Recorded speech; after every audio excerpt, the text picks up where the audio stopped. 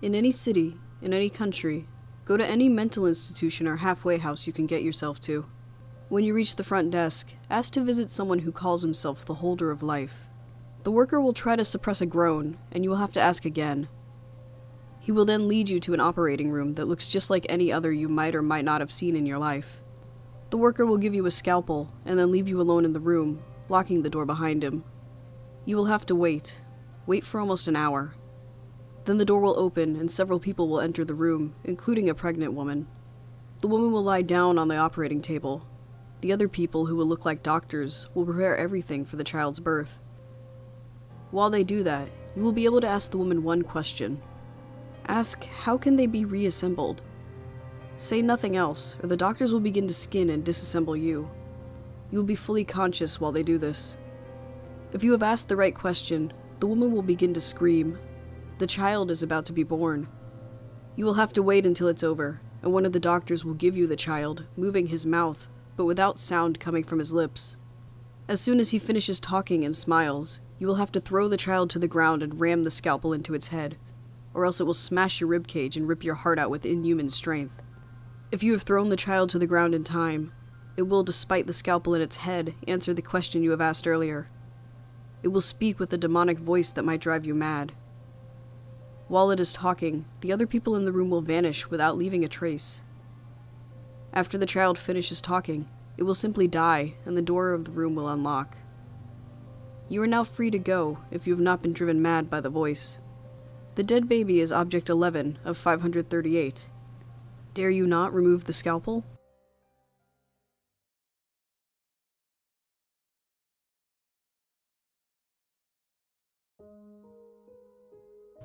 In any city, in any country, go to any abandoned amusement park you can enter. Find the largest roller coaster in the park, no matter its condition. Take a seat on the far left of the first cart, then close your eyes and whisper, "I wish to see the Holder of Catastrophe." You will feel the coaster start to move, yet you cannot open your eyes, or you will find yourself moving through an endless void which you will never escape. The coaster will then slowly start to head up, for what seems to be ages as you listen to the rumbling of the tracks.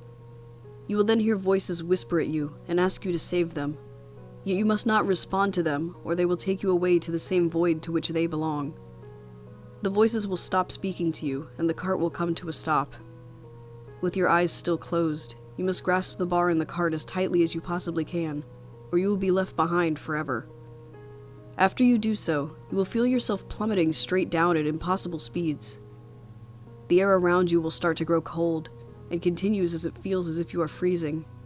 As you sense the cart around you disappear, you must keep hold of the bar, as it is the only thing keeping you attached to reality. Abruptly, you will stop. Drop the bar and sit still with your eyes closed until you start to hear the sound of a carnival fanfare in the distance. And only then can you open your eyes, to which you will be greeted by a large pinstripe circus tent a few yards in front of you, surrounded by meadows and happy people, young and old. You must walk towards the tent, staring at the small entrance which is shrouded by darkness. As you continue walking, the scenery around you will start morphing. Slowly the meadow dies. The carnival music slows and bends in pitch until it starts to sound twisted and demonic. The people decay in the very spots they stand. They will scream in agony and ask you to help them, yet you cannot look directly at them, or you will meet the same fate as these illusions. You must continue forward until you finally reach the dark entrance. Walk forward and allow yourself to be swallowed by the darkness, yet do not stop or look back, as if you do either, you will never find an exit. Continue your walk into the void until you see a dim light in the distance, and start to hear the sobbing of a man. Follow these two signs, as you hear the crying of the man growing louder, until you can see the light is coming from a door in the darkness. When you walk through the door, you will be greeted by a cold cement cell. In the far left corner, you will see the crying man dressed as a circus clown, covering his face with a small diary. You must slowly approach him, as not to aggravate him, until he is right by your feet. Sit down next to him and ask, "What do we have to lose?" The clown will then read you an excerpt from the diary through his sobs. The writings in detail describe the demise of millions of innocents, and the forces that so cruelly and coldly carried out this act.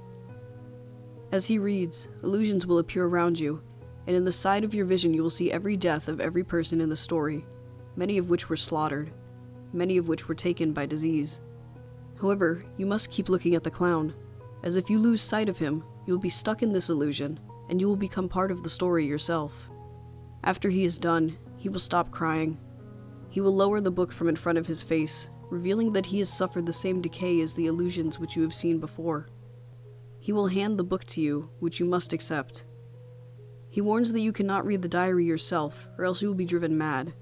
He will then whisper, "When the stakes are high, best to play the clown," as the rest of his body starts to decay, as well as the room around you.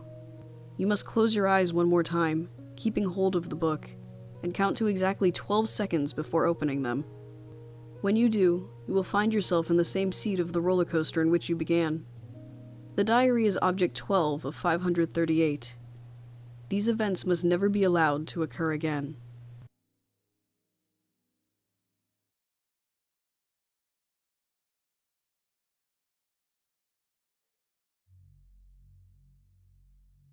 In any city, in any country, go to any mental institution or halfway house you can get yourself to.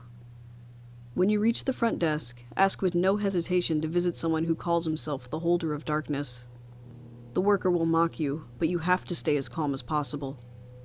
Keep asking him until he stops denying and withdraws from his counter to guide you through the corridors.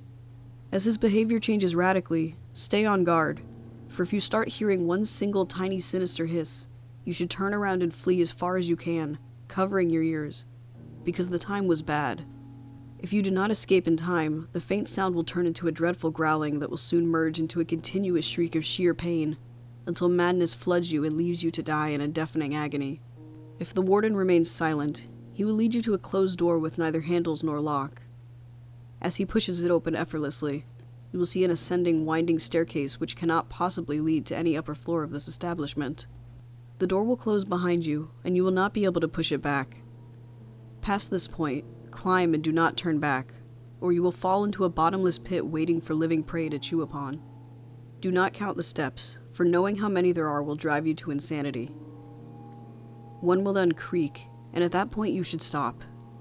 Another door should appear on your left. If it is on your right, then pray for a swift passing. Enter slowly into the room, and a blinding, obscuring darkness shall descend upon you. You will be required to walk straight forward, for straying even slightly will lead you to be devoured by the roaming and unknown creatures observing you with blinded and purulent eyes.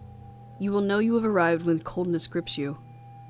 At that very moment, freeze, or you will die by the hands of the holder who is standing right in front of you.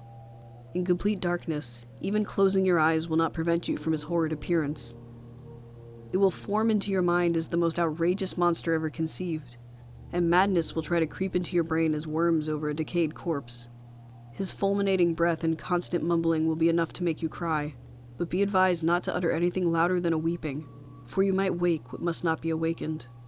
The only question you will be able to whisper without being torn apart will be, "What do they fear?" You will feel movements all around you as shudders animate your opponents. You will hear what nameless and incurable diseases will strike the world if they were to be frightened, the countless terrors their own fright will unleash on those with a weaker mind than theirs. Amidst the atrocious enumeration of the endless sores the world will suffer, you might hear the simplest, almost ridiculous yet implacable and certain truth they all fear. Do not move again. When your head is about to implode, it will stop. If you are still able to move, you will find a door in front of you which leads you outside of the ward. There, in the open, in the grass, a broken hourglass will wait for you. You are free to pick it up. It is Object 13 of 538. Your knowledge of their fears is up to you to share, but you may not want to use it as a weapon against them.